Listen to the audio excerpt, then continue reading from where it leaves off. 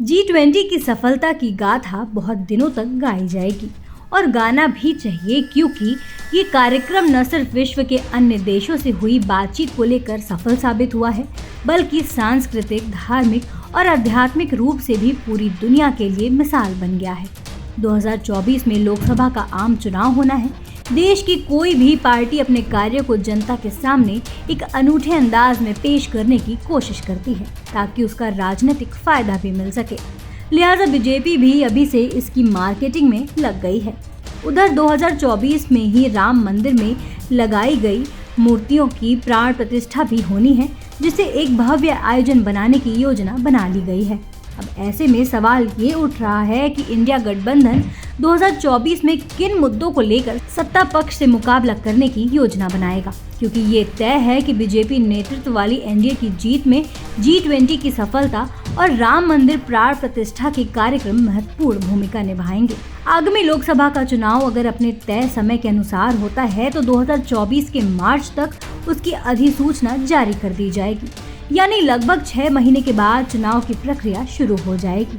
देश की सभी पार्टियां हालांकि चुनावी मोड में ही हैं। इस समय देश के लगभग हर छोटे बड़े दल देश के 2 बड़े गठबंधन यानी एनडीए और इंडिया में शामिल हो चुके हैं। लेकिन सबसे बड़ा सवाल है कि दोनों गठबंधन किन किन मुद्दों को लेकर देश की जनता के सामने आएंगे। इंडिया गठबंधन हालांकि सत्ताधारी पार्टी बीजेपी को महंगाई, बेरोजगारी और असमानता जैसे मुद्दों को लेकर बहुत पहले से ही घेरने की कोशिश कर रहा है।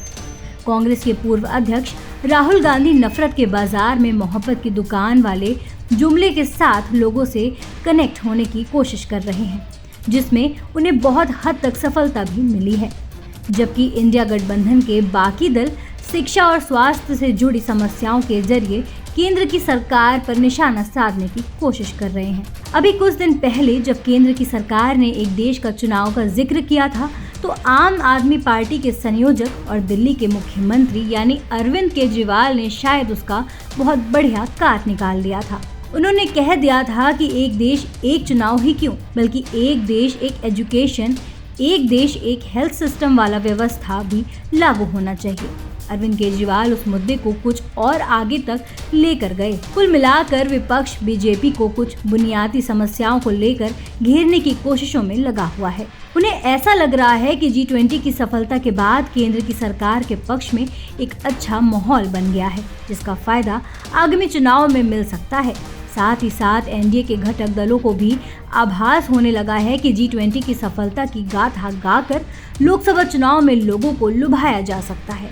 2024 में ही अयोध्या में निर्माणाधीन राम मंदिर भी बनकर तैयार हो जाएगा। 2024 के जनवरी में उस मंदिर में स्थापित श्री राम, सीता, लक्ष्मण और हनुमान समेत अन्य मूर्ति में प्राण प्रतिष्ठा का भी कार्यक्रम बना लिया गया है।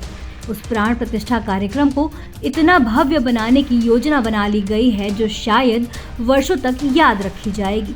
प्राण प्रतिष्ठा समारोह में पीएम मोदी खुद उपस्थित रहेंगे। कार्यक्रम के दौरान हिंदू संगठन, बजरंग दल और हिंदू महासभा जैसे तमाम हिंदू संगठन भी अपने अपने स्तर से देश के कोने कोने में कार्यक्रमों का आयोजन करेंगे।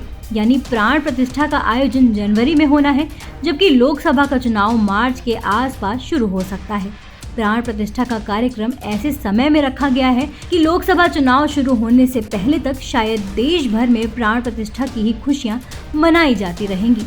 यानी जनवरी, फरवरी और मार्च तक लगभग पूरा देश राममय हो चुका होगा। अब असली सवाल ये है कि लोकसभा चुनाव में देश की जनता किन मुद्दों पर वोट डालेगी। क्या G20 की सफलता और प्राण प्रतिष्ठा का भव्य आयोजन इंडिया गठबंधन के बुनियादी मुद्दों पर भारी पड़ जाएगा? भारत भावनात्मक लोगों का देश रहा है। ऐसे में राम मंदिर की महत्वता और उस मंदिर में लगी मूर्तियों की प्राण प्रतिष्ठा वाले कार्यक्रम को देश की जनता अगर लोकसभा चुनाव तक याद रख लेगी तो इंडिया गठबंधन की मुश्किलें बढ़ जाएंगी। लिहाजा लोकसभा चुनाव के बाद देश की जनता अगर तीसरी बार भी नरेंद्र मोदी को प्रधानमंत्री बना देती है तो फिर सबको शायद यही कहना पड़ेगा, जय श्री राम, हो गया काम। ऐसे ही देश दुनिया की तमाम अपडेट्स के लिए देखते रहें समय डिजिटल। वीडियो को लाइक करें, दोस्तों के साथ शेयर करें और चैनल को सब्सक्राइब करना ना भूलें।